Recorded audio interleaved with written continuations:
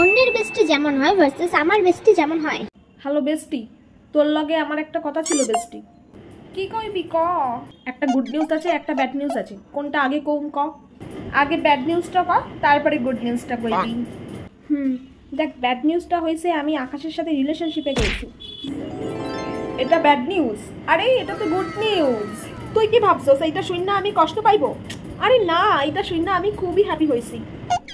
কিন্তু আমার মনে হইতাছে না তুই কথাটা মন দিয়ে কইতাছিস, কারণ আমি তোরে জানি তুই চাইতিস আমরা দুজনেই সিঙ্গেল থাইকা লাইফটারে চিল মারি। আরে পাগল, কি হয়েছে তুই রিলেশনশিপে গেলে? খুব বেশি হলো তুই আমারে টাইম দিতে পারবি না, নয়তো বা তুই আমার মেসেজটারে ইগনোর করবি। এর থেকে তো বেশি কিছু না। এইটুকু কম্প্রোমাইজ আমি আমার বেস্টির জন্য করতে রাজি আছি।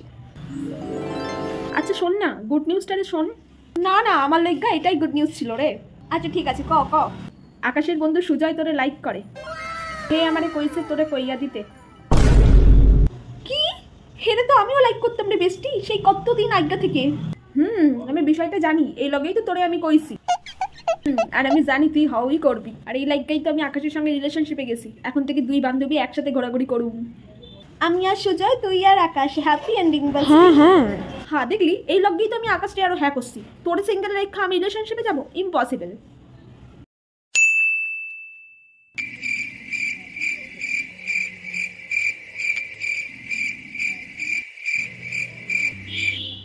কে ওটা? নাম কি ওর? আকাশ, যা হ্যান্ডসাম না দেখলে কইবি। হ্যাঁ হ্যাঁ, চিনি আমি ওরে। হেরে তুই কিভাবে চিনিস? আকাশ রয় না? না না, ওর টাইটেল হলো আকাশ দাস। ও হ্যাঁ হ্যাঁ হ্যাঁ হ্যাঁ, ওই আকাশ দাস। হ্যাঁ হ্যাঁ হ্যাঁ, শোন, ওরে কে না চেনে? স্পেশালি আমি তো ওরে খুব ভালো করে চিনি, বুঝলি? একেবারে ফুকবয়ও। দেখ বেস্টি, আজ এই কথা কইস না। খুব কষ্টে একটা প্রপোজ পাইছি, তোর কথা শুনে আমি ওরে হারাইতে চাই না। আরে তুই আমার কথা শুনবি তো আগে রে বেস্টি। হেরে কেউ চিনুক না চিনুক, আমি খুব ভালো করে চিনি। হে 1 নম্বরের বড় ভাতারি পুলা। তুই সত্যি কইতাছস?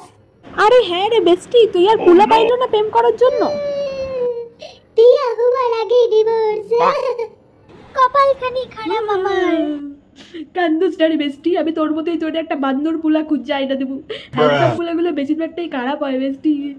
খুব কষ্টে একটা প্রপোজ পাইছিলাম, সেটাও এরকম।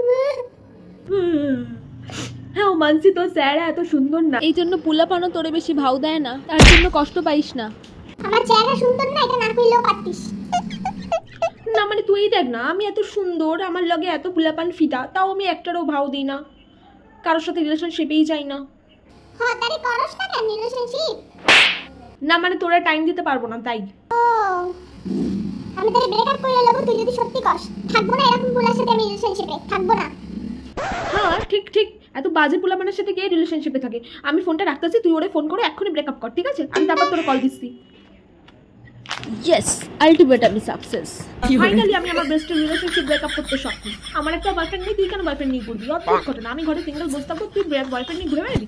নেভার। আগে আমার একটা বয়ফ্রেন্ড হবে, তারপর তোর বয়ফ্রেন্ড হবে। তার আগে তোর রিলেশন হলেই আমি এইভাবেই ব্রেকআপ করিয়ে দেবো।